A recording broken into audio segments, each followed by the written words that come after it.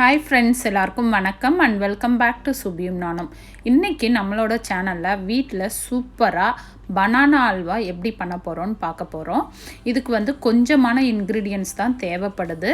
அதுக்கு அப்புறம் நம்ம வீட்ல எந்த வாழைப்பழம் இருந்தாலும் இந்த banana halwaவை சிம்பிளா சூப்பரா ஈஸியா பண்ணி முடிச்சிரலாம். நீங்க எந்த வாழைப்பழம் வேணாலும் எடுத்துக்கலாம். அதாவது மலை வாழைப்பழம், நேந்திரம் பழம், பச்சைப்பழம் அந்த மாதிரி எந்த வாழைப்பழம் இருந்தாலும் நம்ம எடுத்து இந்த அல்வாவை சூப்பராக செஞ்சு முடிச்சிடலாம். வாங்க வீடியோக்குள்ளே போகலாம், எப்படி பண்ணுறதுன்னு பார்த்துடலாம்.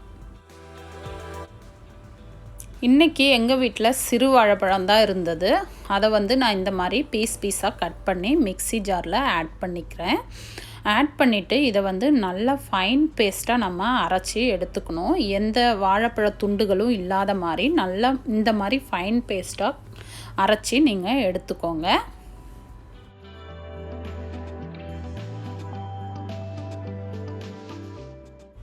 அதுக்கடுத்து ஒரு பேனில் சூடான உடனே 4 டேபிள் ஸ்பூன் அளவுக்கு நெய்யை ஆட் பண்ணிக்கிறேன்.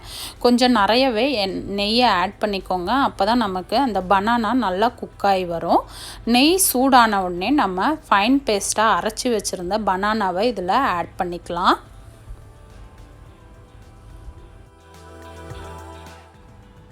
ஸோ இந்த பேஸ்ட்டை ஆட் பண்ண உடனே இந்த பேஸ்ட்டை நல்லா நெய்யில் மிக்ஸ் பண்ணி விட்டு நல்லா குக் பண்ணணும். இது நல்லா குக்காகி வரத்துக்கு எப்படியோ ஒரு 10 நிமிஷம் போல் எடுக்கும். ஸோ பொறுமையாக நம்ம மிக்ஸ் பண்ணி நல்லா கலக்கி விட்டு நல்லா குக் பண்ணணும். ஸோ இது நல்லா கட்டியாகி நெய் எல்லாமே சேர்ந்து வரும். ஸோ இந்த எக்ஸ்ட்ரா நெய் இருந்தால் நான் அதுக்கப்புறம் ரிமூவ் பண்ணிடுவேன். அதை வந்து நம்ம முந்திரி பருப்பு வறுக்கிறதுக்கு யூஸ் பண்ணிக்கலாம். ஸோ இப்போ பாருங்கள், கொஞ்சம் கட்டியாகி வந்திருக்கு நம்ம பனானாவோட அந்த மிக்ஸு.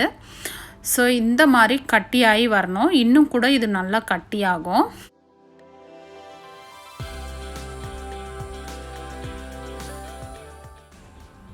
ஸோ இப்போ பார்த்தீங்கன்னா தெரியும், நல்லா கட்டியாகி வந்திருக்கு.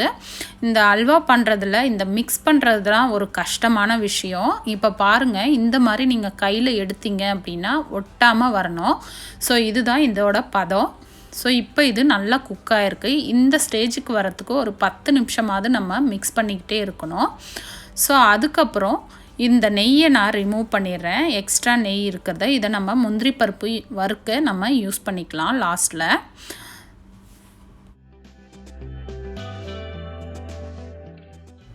ஸோ இப்போ இது கூட நான் 100 கிராம் சுகர் ஆட் பண்ணிக்கிறேன். சுகர் ஆட் பண்ண உடனே நமக்கு இது மறுபடியும் லூஸ் ஆகி தண்ணியாகும். ஸோ மறுபடியும் நம்ம நல்லா மிக்ஸ் பண்ணணும். நல்லா திக் கன்சிஸ்டன்சி வர வரலும் நம்ம மிக்ஸ் பண்ணிகிட்டே தான் இருக்கணும். ஸோ இது நல்லா திக்காகி நல்ல ஒரு கலர் சேஞ்ச் நமக்கு வரும். பாருங்கள், இப்போ நல்லா லூஸ் ஆயிடுச்சு. இந்த சுகர் சிரப்பெல்லாம் நல்லா கட்டியாகி நல்லா சூப்பராக வரும். இப்போ பாருங்கள், கொஞ்சம் நல்லா கட்டி ஆயிடுச்சு. இன்னும் கூட இது கட்டியாகணும். பாருங்கள், நம்ம ஃபஸ்ட்டு வந்த ஸ்டேஜுக்கே இது வந்துருச்சு. இப்போ பார்த்திங்கன்னா தெரியும், நல்லா சூப்பராக அல்வா ரெடி ஆகிருக்கு. ஸோ இதை வந்து நம்ம அப்படியே வேறு பிளேட்டில் எடுத்துடலாம். பாருங்கள், சூப்பராக வந்திருக்கு. கலரும் நல்லா சேஞ்ச் ஆகிருக்கு. ஸோ இதை வேறு பிளேட்டில் எடுத்து வச்சிடலாம்.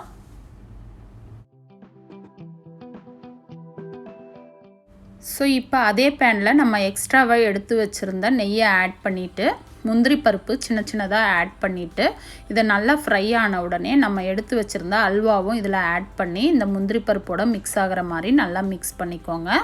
அதுக்கடுத்தது இந்த அல்வாவை ஒரு பிளேட்டில் நெய் தடவிட்டு இந்த மாதிரி ஈவனாக ஸ்ப்ரெட் பண்ணி விட்டுருங்க.